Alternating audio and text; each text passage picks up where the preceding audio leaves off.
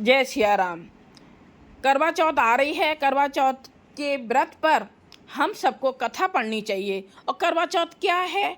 करवा चौथ एक दाम्पत्य जीवन में मधुरता लाने वाला और संबंधों को अधिक मजबूत बनाने वाला त्यौहार है।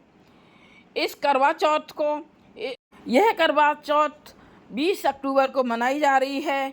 इस पर कई तरह की कहानी, ये कथा हैं। सुहागिन महिलाएं पति की दीर्घायु के लिए व्रत रहती हैं। शाम को चंद्रमा देखकर और अर्घ देकर तभी ही जल ग्रहण करती हैं, भोजन ग्रहण करती हैं। इस दिन निर्जला व्रत रखा जाता है।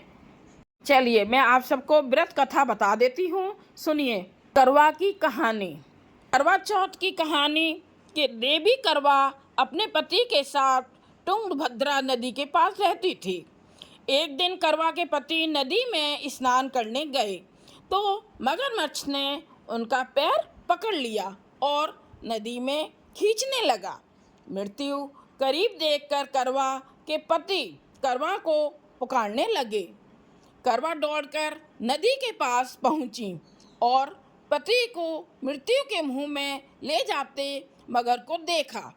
करवा ने तुरंत एक कच्चा धागा लेकर मगरमच्छ को एक पेड़ से बांध दिया। करवा के सतीत्व के कारण मगरमच्छ कच्चे धागे में ऐसा बंधा कि टस के मस नहीं हो पा रहा था। करवा के पति और मगरमच्छ दोनों के प्राण संकट में फंसे थे। करवा ने यमराज को पुकारा और अपने पति को जीवन दान देने और मगरमच्छ को मृत्यु दंड देने के लिए कहा। यमराज ने कहा, मैं ऐसा नहीं कर सकता क्योंकि अभी मगरमच्छ की आयु शेष है और तुम्हारे पति की आयु पूरी हो चुकी है। क्रोधित होकर करवा ने यमराज से कहा, अगर आपने ऐसा नहीं किया तो मैं आपको शाप दे दूंगी।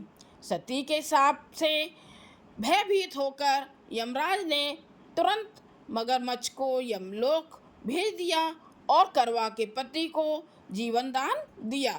इसलिए करवा चौथ के व्रत में सुहागन स्त्रियां करवा माता से प्रार्थना करती हैं कि हे करवा माता, जैसे आपने अपने पति को मृत्यु के मुंह से वापस निकाल लिया वैसे ही मेरे सुहाग की भी रक्षा करना। करवा माता की तरह सावित्री ने भी कच्चे धागे से अपने पति को वट वृक्ष के नीचे लपेट कर रखा था। कच्चे धागे में लिपटा प्रेम और विश्वास ऐसा था कि यमराज सावित्री के पति के प्राण अपने साथ लेकर नहीं जा सके।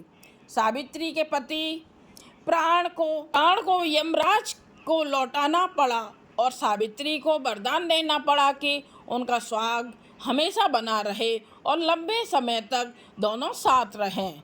बोलो करवा मैया की जय। इस करवा चौथ के व्रत में सुहाग का सामान दान करना चाहिए। दान देने से माँ गौरा सुहाग की लंबी आयु देने का वरदान देती हैं। इसलिए सुहाग का सामान जरूर दान कीजिएगा। यह अपनी सास, ननद, जेठानी वगैरह को दान कीजिएगा। जय माता दी। आपके घर में खुशियाँ लेकर आए करवा चौथ। इसी तरह सावित्री की भी कहानी है, व्रत की कथा।